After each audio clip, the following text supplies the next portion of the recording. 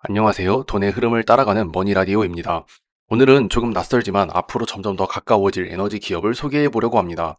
이름은 뉴스케일 파워입니다. 한 줄로 말하자면 작은 원자력 발전소를 설계하는 회사입니다. 그렇다면 왜 하필 이 작은 원자력 발전소일까요? 보통 원자력 발전소라고 하면 떠오르는 이미지는 엄청난 냉각탑, 수십 년 걸리는 건설, 수조 원짜리 예산입니다. 하지만 유스케일 파워가 내놓은 해법은 완전히 다릅니다.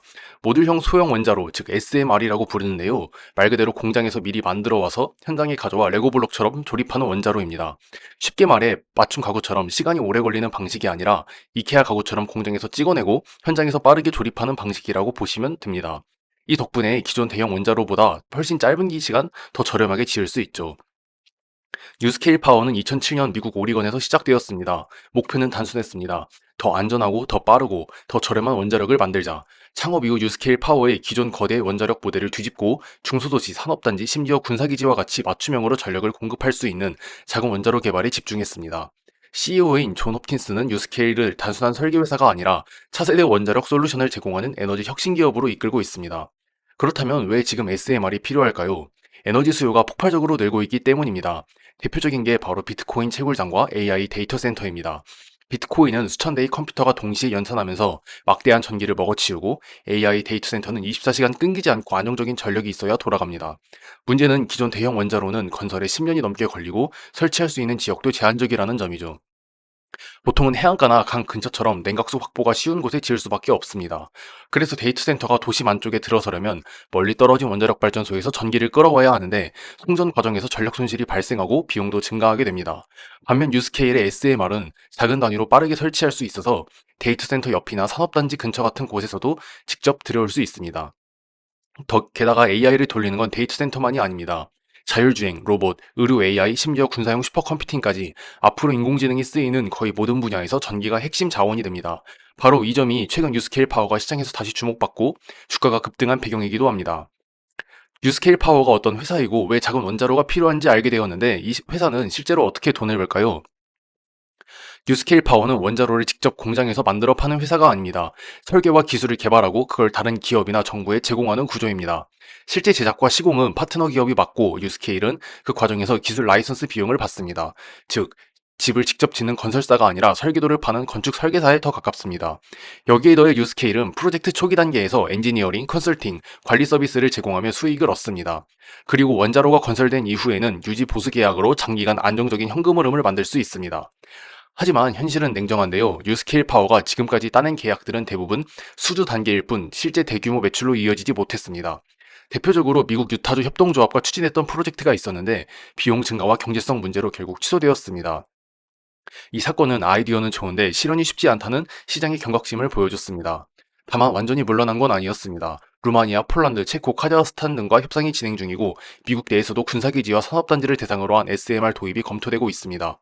즉, 당장은 성과가 크지 않지만 여러 나라에서 문을 두드리고 있는 단계인 거죠. 흥미로운 건 뉴스케일이 단순히 기술만 파는 데서 멈추지 않겠다고 밝힌 것입니다. 앞으로는 직접 발전소를 운영하고 전기를 판매하는 에너지 기업으로 확장할 계획도 있습니다. 이 말은 설계와 기술 라이선스를 넘어 장기적으로는 전력 판매라는 더 큰 수익원을 노리고 있다는 뜻이죠. 정리하자면 뉴스케일 파워의 돈 버는 방식은 설계 판매와 프로젝트 서비스, 유지 보수, 그리고 잠재적 전력 판매입니다. 하지만 아직까지는 대부분 계약 전 단계, 수주 단계에만 머물러 있고 투자자 입장에서는 실제 매출이 언제 얼마나 터질까가 가장 큰 의문입니다. 그렇다면 이 회사의 미래는 어디로 향할까요? 또 어떤 위험이 기다리고 있을까요? 최근 뉴스케일 파워가 다시 주목받는 이유 중 하나는 정치적 지원입니다. 특히 트럼프 행정부는 원자력을 전략적 에너지원으로 다시 키우려고 하고 있습니다. 에너지 독립, 일자리 창출, 그리고 AI와 데이터 센터 시대의 전력 공급이라는 명분이 동시에 작동하기 때문입니다.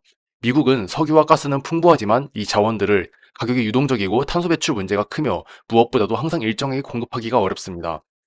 반면 원자력은 날씨나 국제유가에 흔들리지 않고 24시간 안정적으로 전력을 공급할 수 있습니다. 데이터 센터처럼 끊기면 안 되는 산업에는 이런 안정성이 필수적이죠.